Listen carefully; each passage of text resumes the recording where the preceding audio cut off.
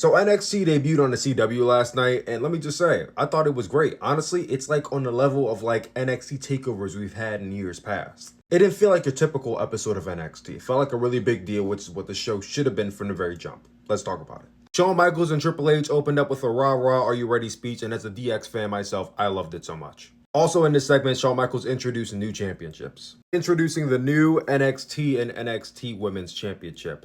And I'm still sitting with it. I mean, like, the championship match graphic looks like really clean, really good. It's just, I've been watching NXT since 2014, maybe not every single year consistently, but I've been watching the product for 10 years. And historically, the championship has always had that big X. Like, you know, the N, the humongous X stretching across the title, and then the T. It's the trend here, it's the trend here, even with the multicolors. But here, that identity is gone. The big X is gone. It's just the same size as the N and the T. Kind of the big pull here is that black and white world. They're going for like a silver kind of chromish color. I appreciate them trying something new. And I can't say that I don't like the title feel, but I'm not crazy about it. I think it's going to take some time to grow on me. And I will say the white strap does look better than a black strap. But I also think most championships in WWE right now just look better with the white strap. So maybe this is me.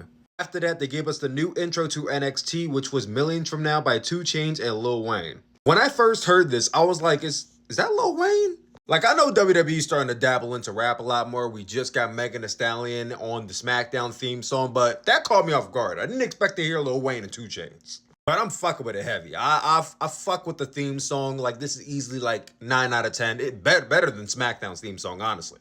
After that, we got the debut of Julia. Julia versus Roxanne Perez for the NXT Women's Championship opened up the show. And I thought the match was good. I appreciated the graps that were shown in here by Julia and Roxanne Perez. There was a really cool top rope butterfly suplex spot in here from Julia, which also led into a bridge. It was a really big showcase for Julia, put it that way. No slouch to Roxanne Perez too. I think she's been killing it this past year. Where this match really just took a nosedive was in the finish.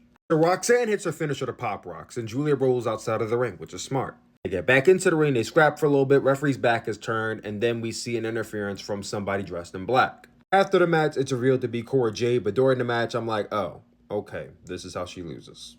Alright. Shortly after that, Julia gets hit with the pop rocks by Roxanne Perez and gets pinned. Roxanne Perez retaining the NXT Women's Championship. And listen, I'm not too upset about this because, you know, Julia, it's her first match in. If they didn't want to put the title on her right away, I understand. I get it. But Roxanne Perez is kind of mowed through almost the entire roster already. Any big upcoming name in that division, Roxanne's already beat him. They could run a rematch back and Julia gets the win there, but it won't really be as special as her first match in. And at this point, I don't really know who beats Roxanne Perez. I think she's main roster ready. She doesn't really need to continue holding on to the championship at this point. Outside of that, I would give the match like 3.5. It was fairly good. We got to see Fraxium on this show, but they didn't actually wrestle, so that was kind of disappointing. We got to see a minor backstage segment with CM Punk and Riff Raff, so that was cool too. Kalani Jordan was in a segment with Lola Vice and Jada Parker ahead of their tag team match. And I felt like this is her way of saying, hey, keep it together. Because we're going to have a triple threat match later on, which I will beat both of you at the same time. Because Shawn Michaels loves him some Kalani Jordan. Wesley versus Zachary Wentz in a street fight was easily match of the night for me. This was definitely a pay-per-view quality, like Extreme Rules match between these two men. And they're both high flyers, so them being able to do like realistic spots helped a lot. Also, this was high-key like the dopest spot of the match, but like also the nasty spot of the match. Zachary Wentz staring a hole through Wesley, looking for the Missed the whole table. Wesley won, and honestly, I would give the match a solid 4 out of 5. Very fun, very crazy. Good shit, pal. Good shit.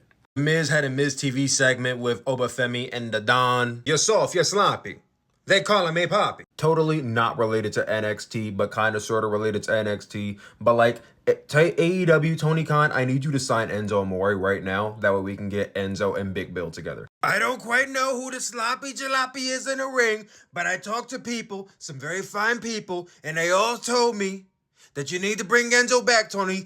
That's what they're saying. Bring him back. I'm sorry. I just watched the vice presidential debate last night and my very terrible Donald Trump impression came out for that. I don't know why. Cora Jade and Roxanne Perez apparently are not a team or are not friends right now, even though they both have the same hair color. the same hair stride in purple, and they dress almost exactly the same, and they act almost exactly the same, and they're both, who the fuck are you fooling right now? Sean, don't play my face, just send them out there with glow sticks and start doing crotch chops, okay? Then we had the women's tag team match with Lola Vice, Jada Parker versus Fallon Henley, and...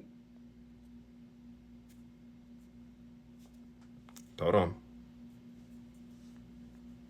JCJ. I almost forgot her name, honestly. No, JCJ. Yeah, this match was definitely like a moment in time. It happened. Couldn't tell you what happened, but it happened. Yeah, JC and them thought they were the shit, and then the real trio showed up. Jade and Bianca and Kalani all in one ring at the same time? Oh yeah, chat, Delta's coming. And I ain't talking about the Shield, baby. And I'm not talking about the airline either. Then was main event time. Trick Williams versus Ethan Page for the NXT Championship with CM Punk as the special guest referee. It was alright. It was okay. There were good sequences in here, and then spots where it just felt very slow and awkward. CM Punk and Ethan Page did not like each other not one bit during this match, and it showed. I think everybody in the crowd was waiting for a Drew McIntyre interference, and then it never came. But what did come was what I believe might be one of the weirdest and most awkward finishes to a special guest referee match that I have ever seen. Ethan's trying to hit his finisher, but he can't get a handle on Trick. Trick gets down, and CM Punk, puts him in the corner. He puts him in the corner so lightly, so gently, and it's like misdirection almost, and it led to this. Ethan tries to hit him, he misses, and that was enough for Trick to come back, hit the Trick knee, and that was it. I don't know if it was CM Punk's cue being too slow or Trick and CM Punk just not having the right timing, but that finish was just straight weird. And it almost looked like CM Punk purposely tried to cause Ethan Page the match. But he's a babyface, you can't really say that. But that's what it looked like. And with that, Trick Williams is your new NXT champion. After the match, Ethan Page gets in CM Punk's face, as he should, because I'd be mad too if you cost me the title. CM Punk hits him with a GTS, and he and Trick Williams go off air celebrating. And that was NXT's debut in the CW. Outside of both championship matches having weird finishes, honestly, it was a really good debut on this television network. Given it's their debut and the CW is cable television, I'm almost certain the show's gonna do over $1 million. Well over $1 million, probably. And I would give it a solid 7.5 out of 10. Definitely good enough to make you want to check out next week's show. And yeah, that's my review of NXT. Later.